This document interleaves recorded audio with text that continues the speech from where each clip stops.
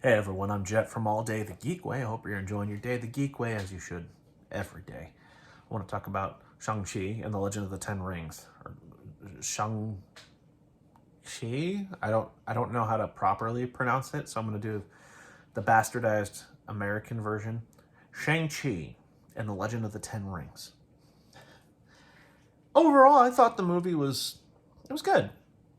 It was good. It was very entertained. In terms of like Phase 4 Marvel, I think this is top quality, especially in terms of the two movies that they have out. It's way better than Black Widow. And to be fair, I haven't watched WandaVision or Falcon and the Winter Soldier or Loki. I have watched What If, which is, it exists. I thought this was very entertaining. It was well done. It was good. The action sequences, especially in the first act, with that 70s, 80s, 90s feeling martial arts, like, Jet Li and Jackie Chan, it had that good feel to it. By the end of the movie, the action sequences get very, like, Marvel Cinematic Universe epic trope. Though the story I thought was okay. I wasn't very compelled by the story. Not compared as much to the characterization. Now I thought the main character of Shang-Chi was okay. I think the actor was great, but I'll get into that a little bit later. The antagonist, Zhu Wenwu, was a lot better. I think he was the best part. I thought the movie was very entertaining in the premise. So, like, we get to learn about Shang-Chi, and Shang-Chi, excuse me. And we learn that he has his best friend named Katie. They're valet drivers. They're probably in their early to mid 20s. And they don't have a lot going for them in their lives, but they're still trying to figure it out, which the premise by itself is actually very relatable. I say this as a 30-year-old. So it's very relatable, but we learn that uh, she has, Sean has a bigger background than that. His dad is the leader of the Ten Rings. And this is something I was looking forward to. We finally get an exploration of the Ten Rings. I've been waiting for this since Iron Man in 2007. It's about time. But I'm not going to get there yet. Let's talk about the casting. The casting, I thought was great. It's kind of hard to screw up in Marvel in terms of casting.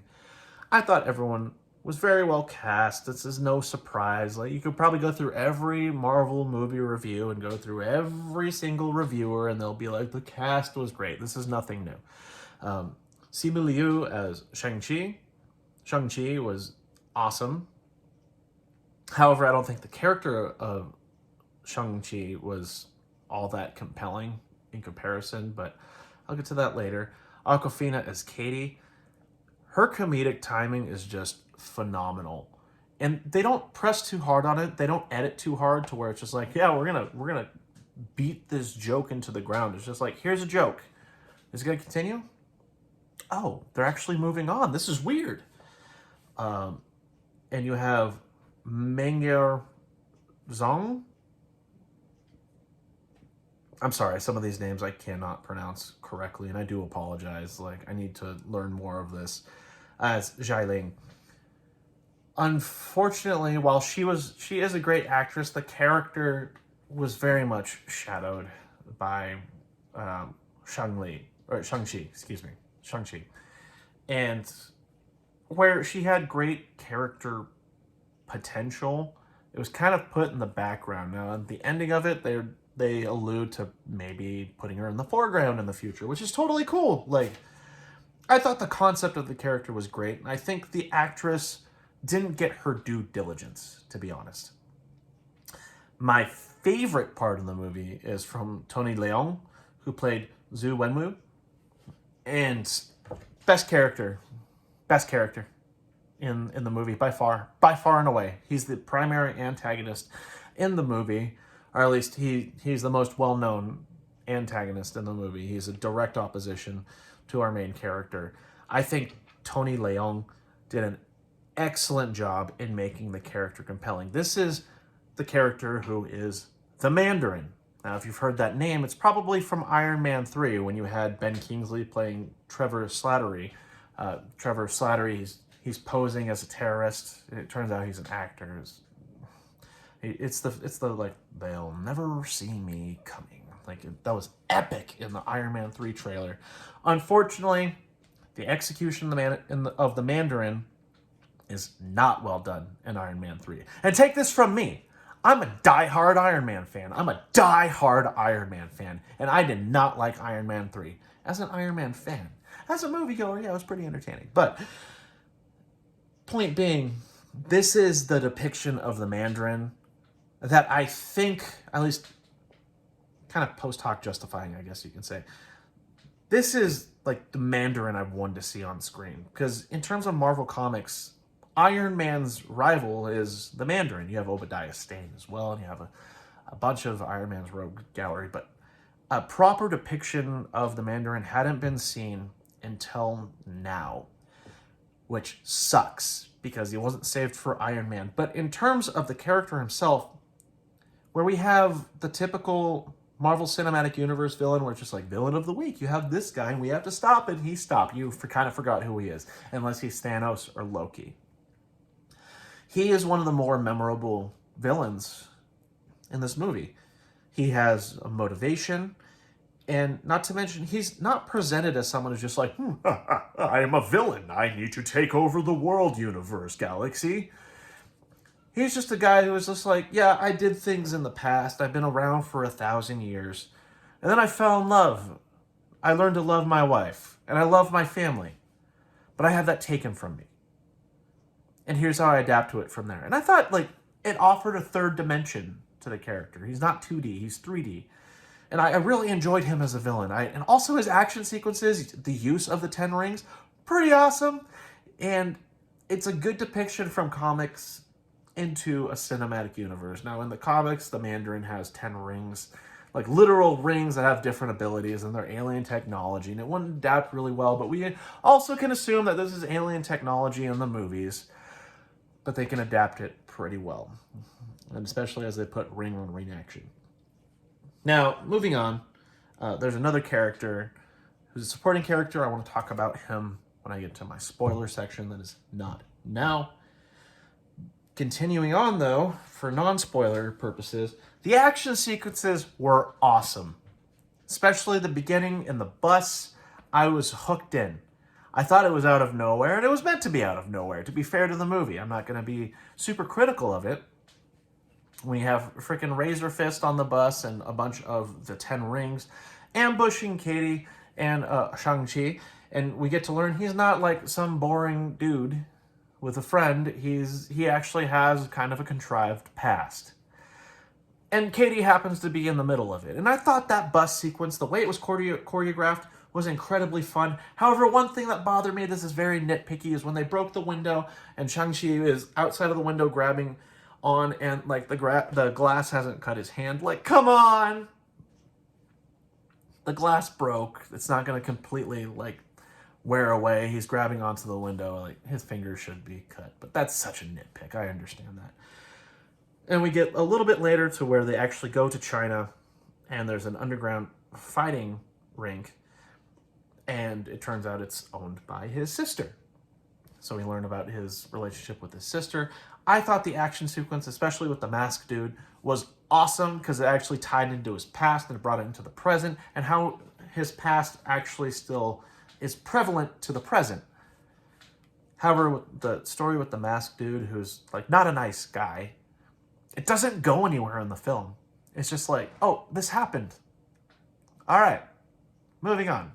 We get more center around Razor Fist.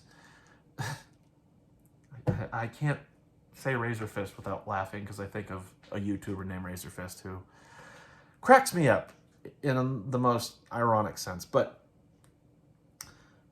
the action sequence in the building is awesome with the masked guy, and it kind of doesn't go anywhere. But we also see like the characterization. We see the character relationships, especially with Sean and his father. Like they have a thing. They make sure to show you, like, in his past, his dad legitimately cared about his kid. At least Sean.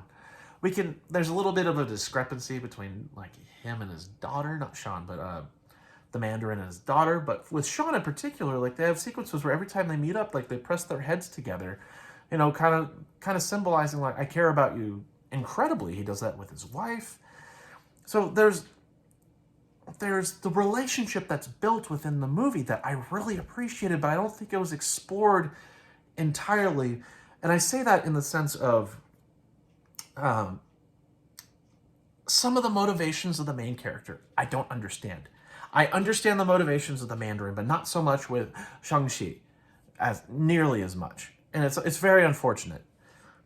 But I'll get into that a little bit later. The underground fighting area. This is the point of what I was getting at. That was awesome. In the end sequence, it was very epic. It was very action-packed. It focused on like the weapons and everyone congregating together to fight a bigger evil. And it was a very MCU trope. Let's be real. It really was.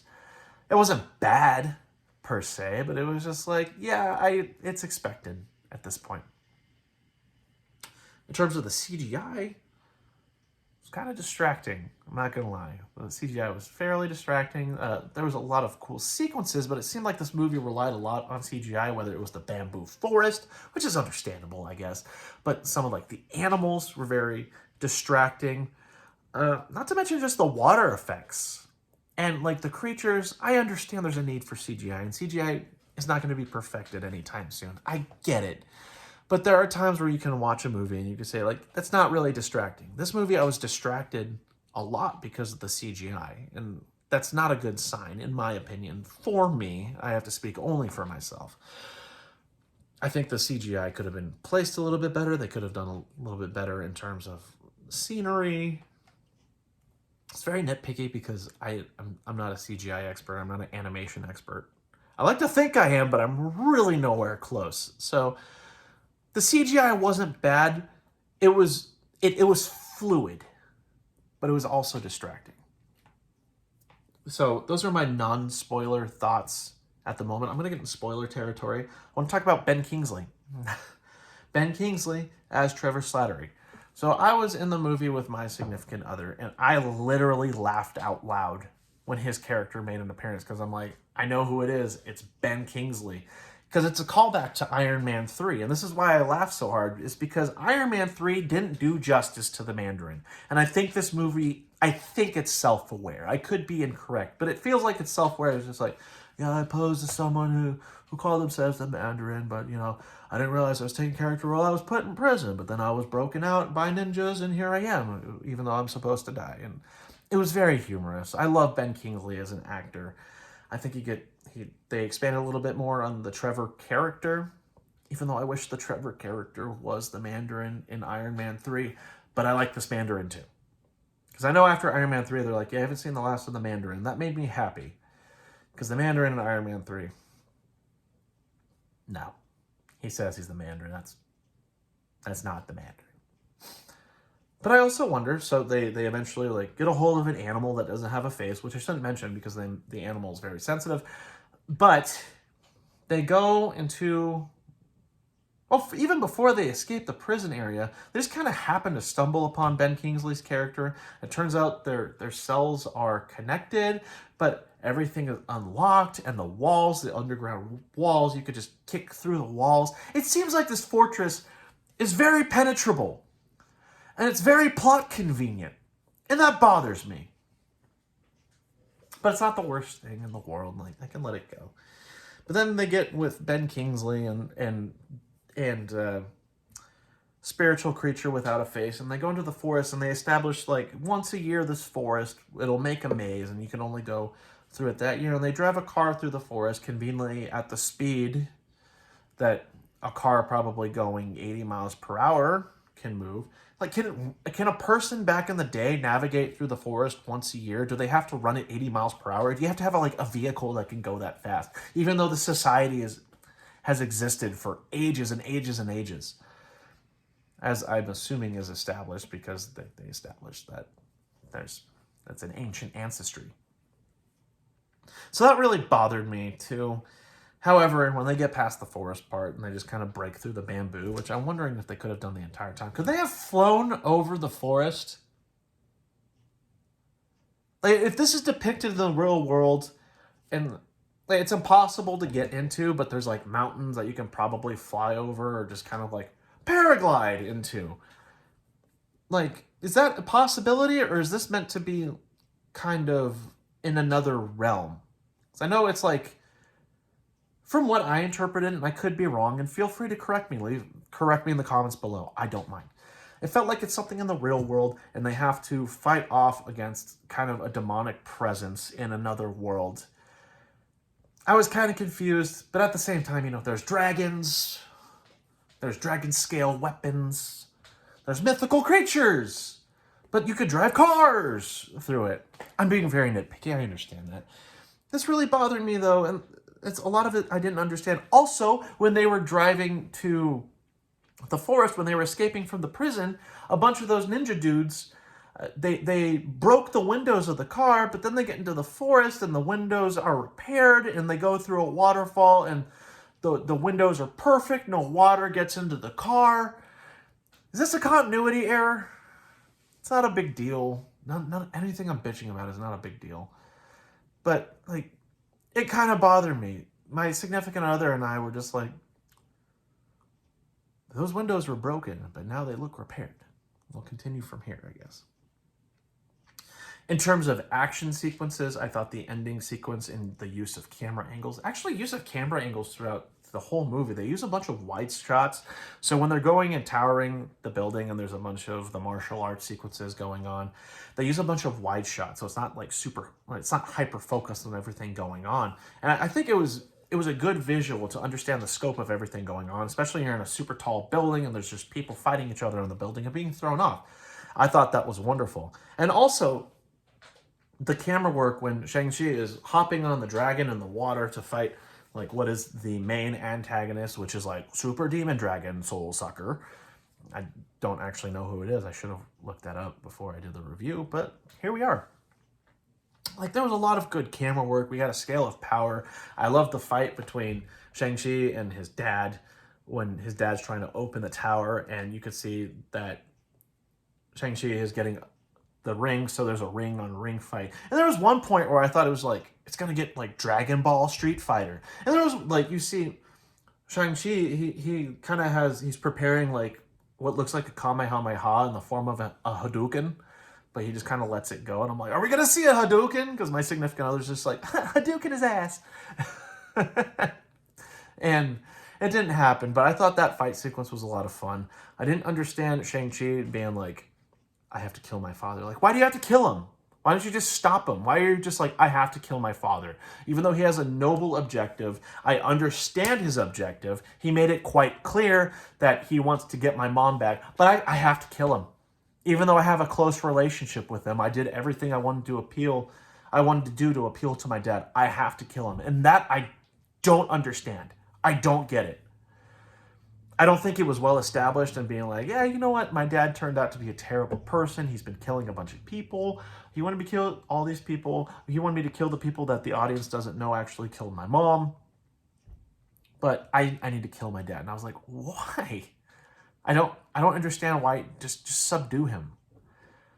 He lived for 1,000 years. He can do a bunch of stuff. He'll unleash evil. But it's like, his motivations weren't to stop his dad for the sake of stopping his dad for being evil. It was just like, I just gotta kill him. I have to, even though like I care about him so much. And I don't get it. I'm sorry.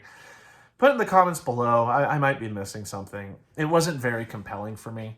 That was part of the problem with Shang-Chi. It just seemed like a lot of his motivations were just kind of in the script.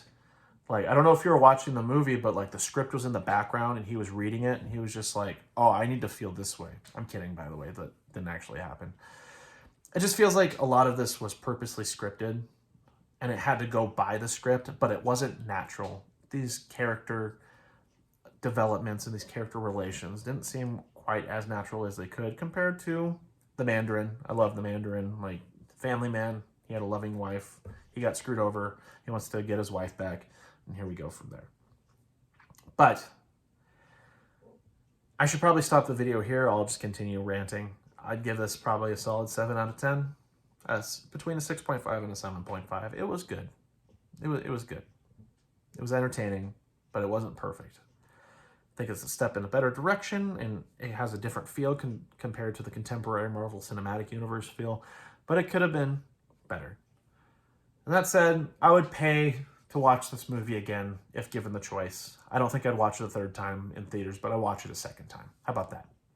No alcohol needed, as Jeremy Johns would say, whose video I conveniently watched before this. But anyway, I'm going to stop my review right here. You can cut the video unless you want to continue on me selling myself. This is All Day the Geek Way. Please, if you enjoy the content, consider subscribing.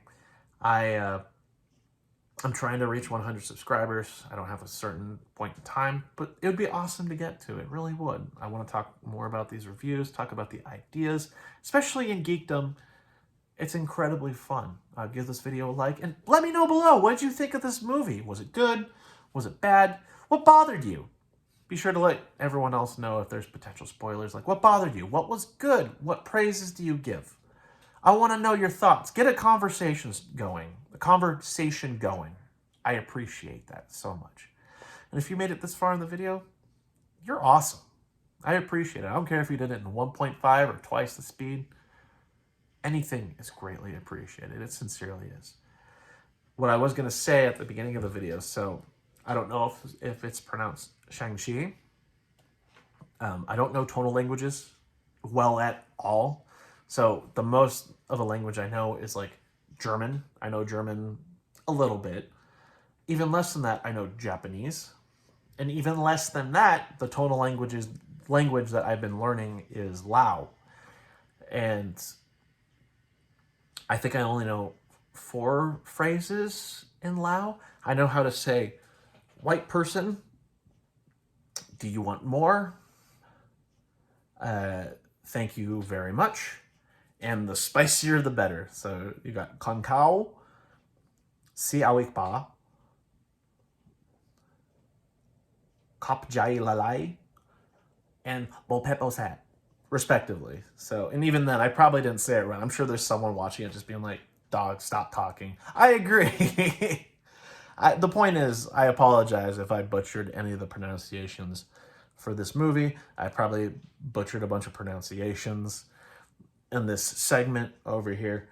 So I just kind of want to give that context, just kind of like an extra thing for the end of this, since it had no relevance for the beginning of this review. But that being said, thanks for watching. Continue to enjoy your day the geek way, and do it every day. I'd appreciate it. I'll see you in the next video. See ya!